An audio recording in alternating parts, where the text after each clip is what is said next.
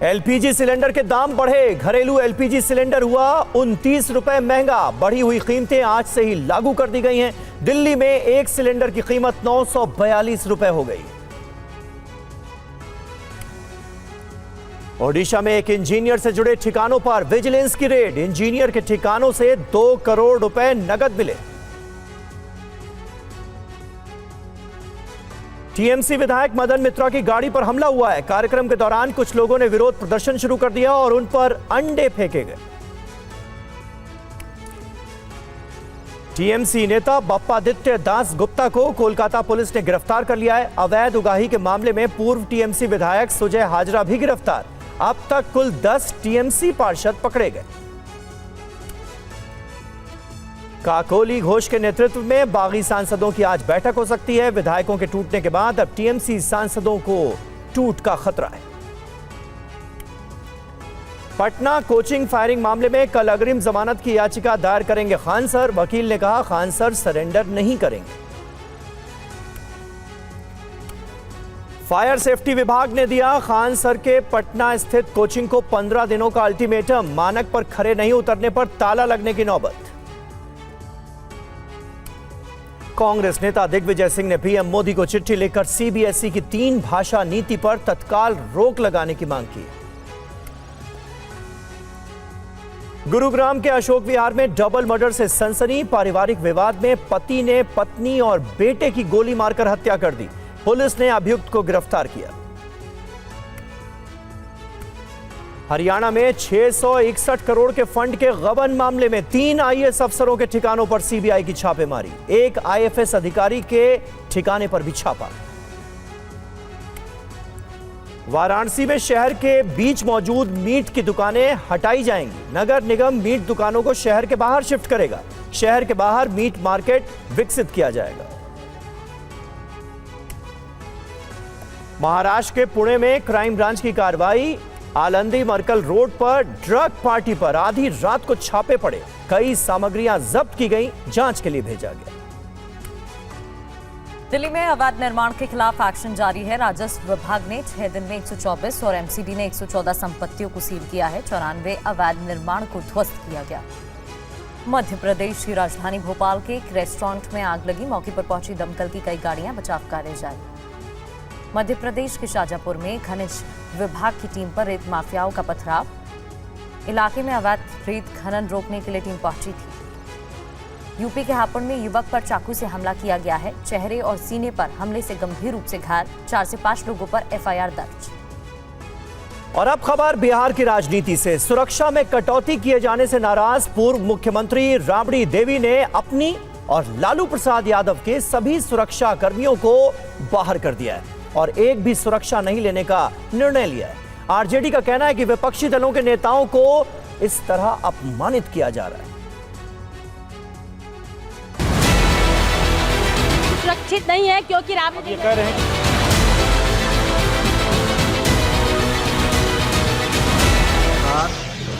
पूरी तरह से फेल हो चुकी है। 1 करोड़ 90 लाख जनता इनको सुरक्षा में बैठने के लिए तैयार। बिहार में नई सरकार के गठन के बाद से ही जबरदस्त सियासी हलचल है। सरकार और लालू परिवार में तकरार का नया दौर शुरू हो गया है। पहले राबड़ी देवी के बंगले पर विवाद हुआ और अब लालू परिवार की सुरक्षा पर फसाद छिड़ा है। बिहार सरकार ने राबड़ी देवी और लालू प्रसाद यादव की सुरक्षा में कटौती कर दी है। पहले दोनों को Z+ सिक्योरिटी थी। अब सम्राट सरकार ने लालू राबड़ी को Y कैटेगरी की सुरक्षा देने का फैसला किया है, जो लालू परिवार को मंजूर नहीं है। नाराज होकर लालू परिवार ने अपने आवास से सुरक्षा कर्मियों को हटा दिया। तेजस्वी यादव ने भी अपने आवास से सुरक्षा कर्मियों को लौटा दिया और मोर्चा संभाल लिया आरजेडी के कार्यकर्ताओं ने। लालू राबड़ी आवास के बाहर कल से ही आरजेडी कार्यकर्ता डटे हुए हैं। लालू प्रसाद यादव और राबड़ी देवी ने अपने आवास और अपनी सुरक्षा में तैनात सभी सुरक्षा कर्मियों को वापस कर दिया है, दे दिया है, यहाँ से हटा दिया है। और उसके बाद से स्थिति ये है कि आरजेडी के जो कार्यकर्ता हैं, जो नेता हैं, महिला कार्यकर्ता हैं, वो आवास के ठीक बाहर आकर के जमे हुए हैं और वो कह रहे हैं कि हम सुरक्षा करेंगे, हम इस आवास की सुरक्षा करेंगे और अपने नेता की भी सुरक्षा करेंगे। आप सुरक्षा कर लेंगी? बिल्कुल, कल तक सुरक्षा कर्मी यहाँ मौजूद थे। हम लोग भी निश्चिंत थे कि चलिए मैडम सुरक्षा कर्मियों के बीच में है। सिक्योरिटी के लिए आपने कहा कि मैडम का और सर का सिक्योरिटी इतना रहेगा, कट के इतना हो गया। जब इतना कट कर हो गया तो आप कितने लोगों को काटे, कितने लोगों को जोड़े, वो लिस्ट जारी कर देते। शनिवार की सुबह से ही राबड़ी देवी के आवास 10 सर्कुलर रोड पर एक भी सुरक्षा गार्ड नहीं दिखे। आरजेडी कार्यकर्ता कुर्सी लगाकर लालू राबड़ी आवास के बाहर बैठे रहे। कई कार्यकर्ता अपने साथ लाठी लेकर आए हैं। लाठी के साथ तैनात हैं आरजेडी के कार्यकर्ता जो कह रहे हैं कि हम सुरक्षा कर लेंगे। आप कर लेंगे सुरक्षा? जिम्मा तो सरकार की है, बाकी ऐसे मुख्यमंत्री महिला को कहती है सरकार की महिला के हम सुरक्षा कर रहे हैं। आई बिहार के पूर्व मुख्यमंत्री हैं महिला, इनकरे सुरक्षा हटा दिए गए हैं। हटाया नहीं गया है, कम किया गया। हटा तो आपने दिया है ना, आपने हटा दिया है ना। और तो यहाँ पर हैं लोग। बिहार में बंगले और सुरक्षा पर सरकार विपक्ष आमने सामने है। न सम्राट सरकार अपने फैसले से पीछे हटने को तैयार है, न लालू परिवार। ऐसे में ये सियासी लड़ाई आने वाले दिनों में और ज्यादा बढ़ने की उम्मीद है।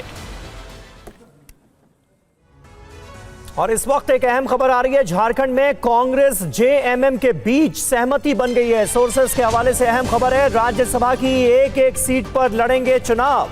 हेमंत सोरेन और कांग्रेस पर्यवेक्षकों के साथ बैठक के बाद यह फैसला लिया गया है। पहले दोनों सीटों पर जेएमएम चुनाव लड़ने जा रही थी और ऐसा वो चाहती थी।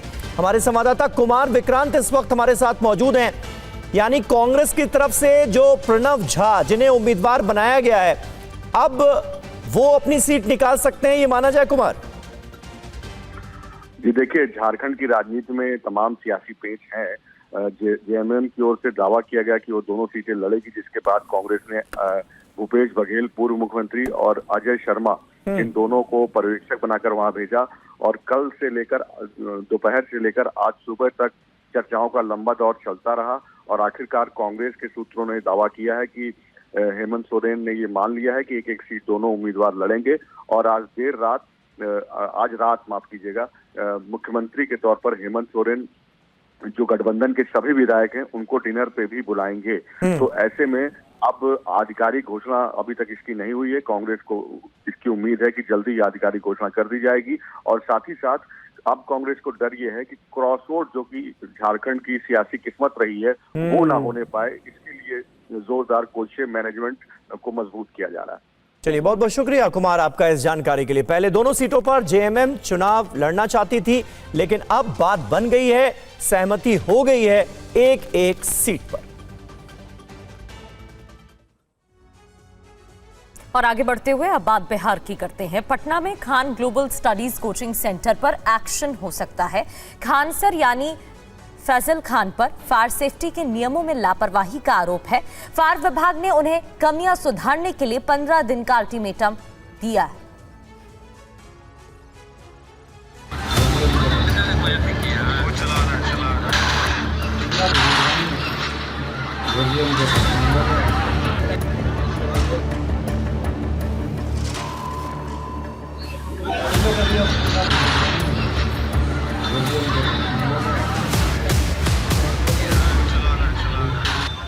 तारीख 2 जून, पटना में खान सर के कोचिंग सेंटर पर हमला। 5 दिन में ही कहानी पूरी तरह बदल गई है। जिस खान सर ने खुद को कोचिंग माफिया का टारगेट बताया, उन्हें खान सर के खिलाफ केस दर्ज कर लिया गया है। अब हालत यह है कि पटना पुलिस की टीमें खान सर की तलाश में जुटी हैं। इस बीच खान सर के कोर्ट में सरेंडर की कोशिश की खबरें भी आई, लेकिन वो कोर्ट नहीं पहुंचे। गिरफ्तारी की अटकलों के बीच उनके वकीलों ने कोर्ट में अग्रिम जमानत याचिका दायर करने की तैयारी की है। निश्चित एंटीसिपेटरी बेल ही फाइल करेंगे, लेकिन ग्राउंड जिस तरह का ग्राउंड है उसमें कोई इन पर आरोप है ही नहीं। Khan global studies coaching centre के बाहर फायरिंग की घटना भी सामने आई थी। फैजल खान ने ज्ञान बिंदु कोचिंग सेंटर के संचालक रोशन आनंद पर इस हमले, तोड़फोड़ और फायरिंग का आरोप लगाया। उनकी शिकायत पर पटना पुलिस ने रोशन आनंद को गिरफ्तार कर लिया था। आनंद ने अपने बचाव में कहा था कि फैजल खान ने उन्हें फंसाने की पूरी साजिश रची है। पुलिस जांच में भी सामने आया कि फायरिंग केजीएम कोचिंग सेंटर के गार्ड्स ने ही की थी। पुलिस को मिले एक वीडियो में कोचिंग सेंटर से जुड़ा सुरक्षाकर्मी फायरिंग करते दिखाई दिए। इसके बाद पुलिस ने दोनों गार्डों को पकड़ा और उनके हथियार जब्त कर लिए। जानकारी के मुताबिक पूछताछ में गार्ड्स ने पुलिस को बताया कि उन्होंने खान सर के ऑर्डर पर ही फायरिंग की। यहीं से मामला पूरी तरह पलट गया। जो खान सर पहले हमले के पीड़ित माने जा रहे थे, वो खुद पुलिस जांच के दायरे में आ गए। पुलिस ने उनके खिलाफ कानूनी कार्रवाई तेज कर दी। खान सर ने कहा कि गार्डों ने सेल्फ डिफेंस में गोली चलाई थी। कानूनी अपडेट है कि उनके खिलाफ जो एफआईआर दर्ज किया गया है वो रिटेलिएशन में किया गया है, क्या कि उनके स्टाफ के द्वारा 2 तारीख को डायरेक्टर के खिलाफ केस किया गया था और जो भी वीडियो और फोटोग्राफ्स के आधार पर किया गया था वो गार्ड लोग थे जो सेफ्टी पर्पस से एयर फायरिंग किए थे। इस बीच खान सर यानी फैसल खान की मुश्किलें और बढ़ रही हैं। अब उनके कोचिंग सेंटर की इमारत फायर सेफ्टी को लेकर सवालों से घिर गई है। जानकारी के मुताबिक अधिकारियों ने कोचिंग संस्थानों में सुरक्षा मानकों की जांच शुरू की तो कोचिंग की इमारत में फायर सेफ्टी से जुड़े नियमों के पालन की अनदेखी का पता चला। प्रशासन ने कहा कि अगर 15 दिनों के अंदर मानकों का पालन नहीं किया गया तो खान सर के कोचिंग पर ताला लटक सकता है। यदि अनुपालन नहीं होगा तो निश्चित रूप से सील की कार्रवाई होगी। यथाविधिक प्रक्रिया और प्रावधानों के तहत सील की कार्रवाई की जाएगी। उसमें किसी स्तर पर चूक नहीं होने जा रही है। तो खान सर की मुसीबतें बढ़ती नजर आ रही हैं। वहीं आगे बढ़ेंगे खबरों में। रेल मंत्री अश्विनी वैष्णव दिल्ली से उत्तर प्रदेश, बिहार और बंगाल को जोड़ने वाली नई बुलेट ट्रेन का ऐलान कर चुके हैं। ये Delhi Siliguri high speed corridor 4 बड़ी आबादी वाले राज्यों के लिए गेम चेंजर साबित होगी। दिल्ली से सिलीगुड़ी 6 घंटे में आप बुलेट ट्रेन में आराम से बैठ के पहुंच जाओगे। जी हां, ये ऐलान है रेल मंत्री अश्विनी वैष्णव का। दिल्ली से सिलीगुड़ी तक रेल यात्रा में अभी राजधानी एक्सप्रेस या दुरंतो एक्सप्रेस जैसी ट्रेनों से जहां 18 से 20 घंटे का वक्त लगता है, वहीं बुलेट ट्रेन कॉरिडोर के बाद दिल्ली से सिलीगुड़ी करीब 1500 किलोमीटर का सफर महज 6 घंटे में तय होगा। बुलेट ट्रेन 250 से 300 किलोमीटर प्रति घंटे की रफ्तार से चलेगी। रेल मंत्री ने राज्य में रेलवे परियोजनाओं के लिए बड़े केंद्रीय फंड का भी जिक्र किया।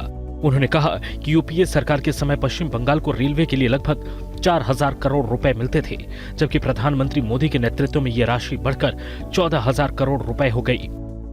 दिल्ली से सिलीगुड़ी 6 घंटे में आप बुलेट ट्रेन में आराम से बैठ के पहुंच जाओगे।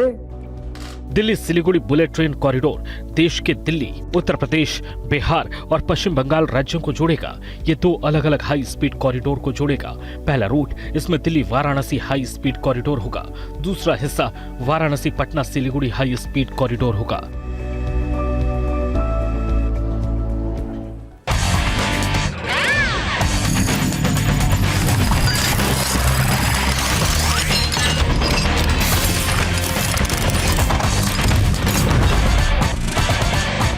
The auto 9 show TV 9 Bharatvarsh पर इस वक्त आप देख रहे हैं मोबिलिटी की दुनिया का सबसे ज्यादा पसंदीदा प्रोग्राम, जहां पर हम लेकर आते हैं न्यूज, व्यूज, रिव्यूज और वो सभी अपडेट्स जो कि हो सकती हैं आपके फायदे के लिए। आज के ऑटो 9 शो में हम आपको मिलवाने वाले हैं भारत की पहली फ्लेक्स फ्यूल कार से और भारत की पहली फ्लेक्स फ्यूल लॉन्च बाइक से। मारुति और हीरो मोटर कॉर्प ने कर दिया एक नई शुरुआत। इसके अलावा खबर टाटा मोटर्स की तरफ से, जिसने अपनी टियागो के आइस, ईवी और सीएनजी वेरिएंट निकाल के हैचबैक सेगमेंट में हलचल मचा दी है। और आखिरी में VinFast which is really fast, उसकी सिस्टर कंसर्न जीएसएम ने राइड हेलिंग सर्विसेज की भी शुरुआत कर दी है। ये पूरी खबर हम आपको देंगे, लेकिन शुरुआत करेंगे स्पीड न्यूज के साथ।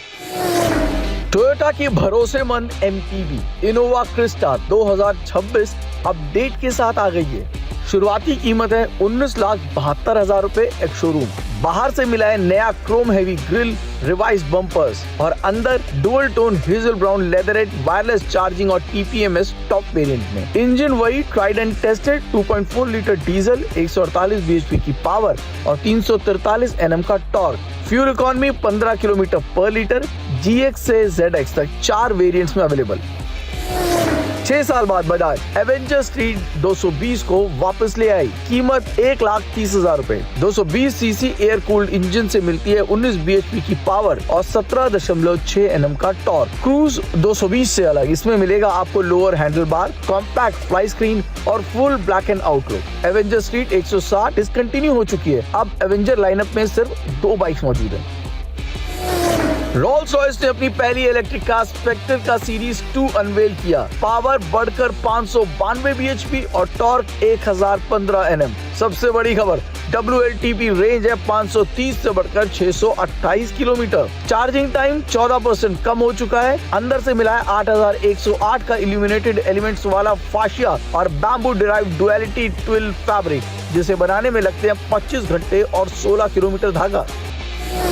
वियतनामीज ईवी मेकर विनफास्ट ने भारत में एक बड़ा माइलस्टोन हासिल किया है। तोतुकुड़ी प्लांट से निकाली गई 10,000 कार। प्रोडक्शन शुरू हुई थी 1 साल पहले। प्लांट में अभी भी BF6 और BF7 इलेक्ट्रिक SUVs बनती हैं। इस प्लांट की सालाना कैपेसिटी है 50,000 यूनिट। विनफास्ट की योजना है कि भारत को एक्सपोर्ट बेस बनाया जाएगा, लेकिन विनफास्ट के लिए असली चैलेंज है इंडियन बायर्स का ट्रस्ट जीतना, वो भी एस्टैब्लिश ब्रांड्स के बीच। आज स्पॉटलाइट में टाटा मोटर्स और उसकी वो हैचबैक जिसने छोटी गाड़ियों के बड़े बाजार में एक बार फिर से हलचल मचा दी है, टियागो।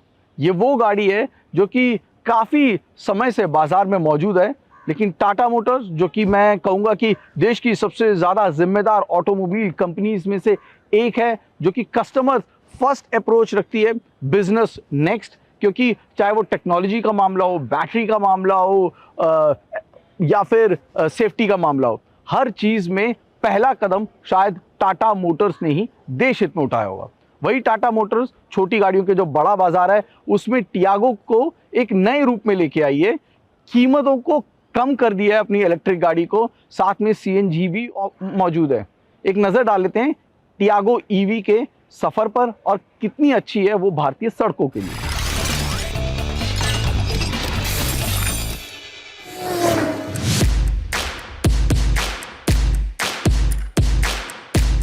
टाटा टियागो। बाहर से देखिए, ये वो टियागो नहीं जिसे आपने पहले देखा था। टाटा ने इसे सर से पैर तक बदल दिया है। फ्रंट में अब है sleek rectangular LED headlamps, eyebrow style DRLs के साथ एक एक्सप्रेशन जो कहता है मैं सस्ता हूं लेकिन कमजोर नहीं। ग्रिल पर अब कोई क्रोम की भरमार नहीं, clean gloss black treatment Tata logo को और बोल्ड बनाती है। नीचे pixel style LED fog lamps, segment में पहली बार, और रियर में connected LED tail lamps, triple light signature, एक लाइट बार जो पूरी विड्थ में चमकती है। पीछे वाले देखें तो रुक जाएं। साइड में 15 इंच के डुअल टोन अलॉय व्हील्स हैं और सिलुएट वही कॉन्फिडेंट फैमिलियर टियागो वाला जिसे भारत को प्यार हुआ। अब जरा सेगमेंट की बात करते हैं। मारुति स्विफ्ट रिस्पेक्टेड नाम है, लेकिन कीमत शुरू होती है 5.79 लाख से। Hyundai Grand i10 Neos 5.5 lakh से, और वहीं टियागो 4.70 लाख, यानी कि स्विफ्ट से करीब 1 लाख सस्ती। और फीचर्स में पीछे बिल्कुल नहीं, बल्कि कुछ मामलों में आगे। यही है टाटा का वैल्यू फॉर्मूला, कम लो ज्यादा दो कि बाजार देखता रह जाए। अंदर आते हैं और यहाँ सबसे बड़ा surprise, dual tone light grey और ब्लैक कैबिन। पुरानी ब्लैक गुफा गई, अब ये है जेन्युइनली प्रीमियम। नया फ्री स्टैंडिंग डिजिटल क्लस्टर और प्योर प्लस से ऊपर मिलता है 10.25 इंच का touch screen, wireless Android auto Apple CarPlay के साथ। क्रिएटिव वेरिएंट में 360 डिग्री कैमरा, सेगमेंट में पहली बार। गाड़ी पार्क करो या पड़ोसी को इम्प्रेस, दोनों काम एक साथ। सेफ्टी में 6 एयरबैग स्टैंडर्ड, वो भी हर वेरिएंट में। स्पेस के मामले में टियागो का कैबिन इस सेगमेंट में सबसे स्पेशियस में से एक है। पीछे बैठो घुटने नहीं दुखेंगे। अब असली test, 1.2 litre 3 cylinder petrol, 86 PS power, 113 Nm torque, 5 speed manual gear box के साथ। शहर का असली हीरो। गियर बॉक्स का थ्रो शॉर्ट, प्रिसाइज। ट्रैफिक में गाड़ी आपको धमकाती नहीं है, ना ही थकाती, कॉन्फिडेंट बनाती है। NVH लेवल्स, 3 सिलेंडर गाड़ी है, थोड़ा आवाज तो करेगी, लेकिन इस कीमत पर इतना ही मिलेगा। हाईवे पर 80 से 100 के बीच कंफर्टेबल है, लेकिन ओवरटेक के लिए प्लान करना पड़ेगा। इंजन ऑनेस्टली कोई हीरो नहीं है, लेकिन शायद यही इसकी असली ताकत है। राइड क्वालिटी सरप्राइजिंगली अच्छी है, इंडियन रोड्स के गड्ढों को चुपचाप एब्जॉर्ब करती है। तो आखिर में सबसे बड़ा सवाल, खरीदनी चाहिए या नहीं? अगर आप पहली कार ढूंढ रहे हैं, सेफ और स्पेशियस हो, साथ में थोड़ा बहुत स्टाइल, तो टियागो है परफेक्ट चॉइस। अन्नदाता बहुत जल्द अब ऊर्जादाता हो जाएंगे। मैं ऐसा इसलिए कह रहा हूं क्योंकि किसानों के हाथ में अब दोहरा फायदा नजर आने वाला है। सरकार के लिए एक ऐसी नीति जो कि प्रदूषण और ऊर्जा संकट दोनों पर काबू करने का एक हथियार बन सकती है। इथेनॉल ब्लेंडिंग, जो कि अभी आपने कुछ महीनों में काफ़ी सारी बातें, काफ़ी सारी जानकारी आपको मिल चुकी होगी और आप इस बात को भी समझ चुके होंगे कि आने वाले समय में इथेनॉल ब्लेंडिंग को बढ़ाया जाने वाला है। 20 से 30, 30 से 35, 85 और एक समय आएगा जब 100% इथेनॉल ब्लेंडिंग करी जा सके। और इसी कवायद में अब ऑटोमोबाइल कंपनियां भी अपनी तरफ से कोशिश कर रही हैं और अपनी गाड़ियों को बाजार में उतार रही हैं। देश की 2 चुनिंदा या यूं कहिए नंबर 1 कंपनीज जो है मारुति सुजुकी और हीरो मोटर कॉर्प ने अपनी फ्लेक्स फ्यूल गाड़ियों को इंडियन मार्केट में अनवील किया और लॉन्च किया।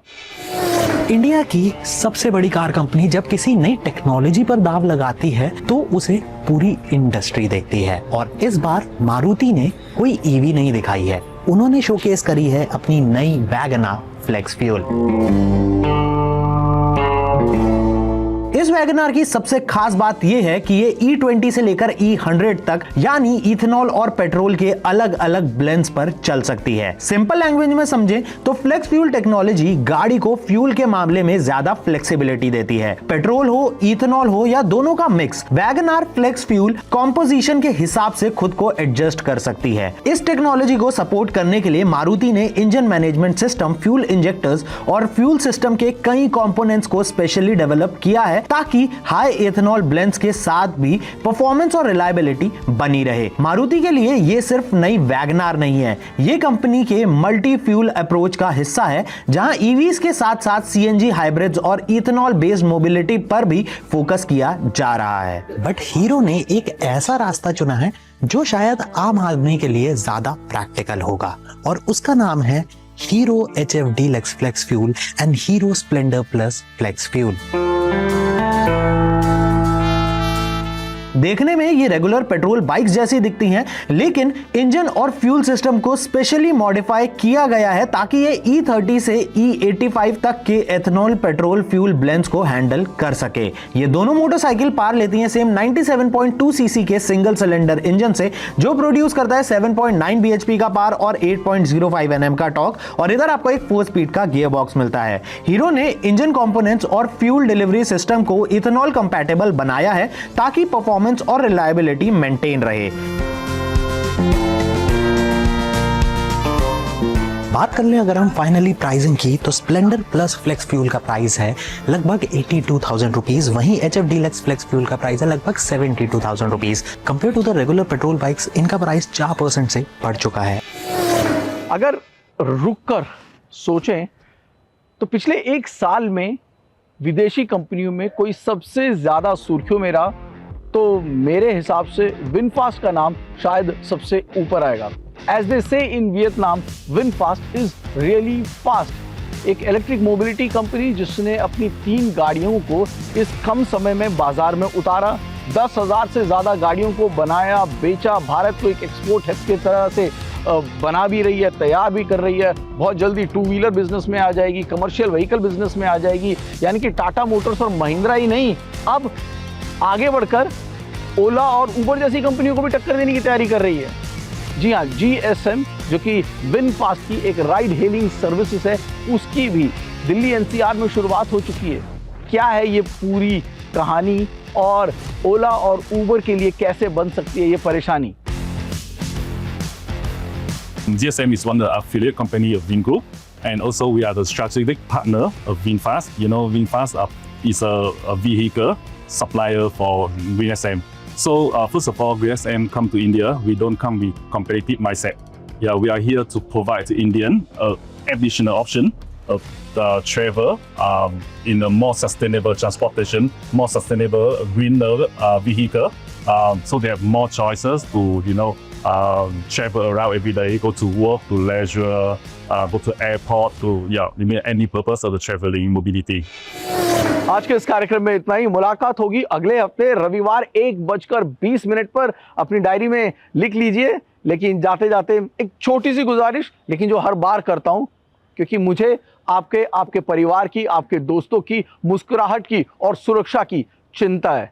जी हाँ, छोटी छोटी बातों का ध्यान रखें। सीट बेल्ट लगाना, लेन में ड्राइव करना, गाड़ी चलाते वक्त मोबाइल फोन से दूर रहना, ये सभी छोटी चीजें बेहद जरूरी हैं।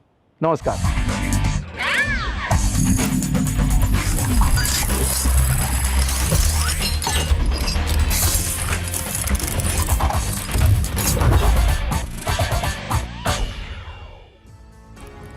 बढ़ते आगे, लोगों पर महंगाई की एक और मार पड़ी है। घरेलू एलपीजी सिलेंडर 29 रुपए महंगा हो गया है। नई दरें आधी रात से लागू हो गई हैं। रिपोर्ट देखिए।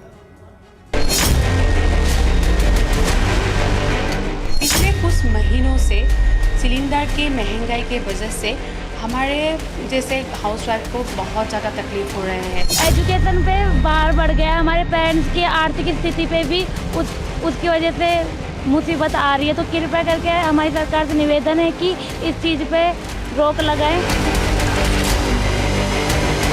आम आदमी पर एक बोझ बढ़ता जा रहा है, हमारी स्थितियां विकट होती जा रही हैं।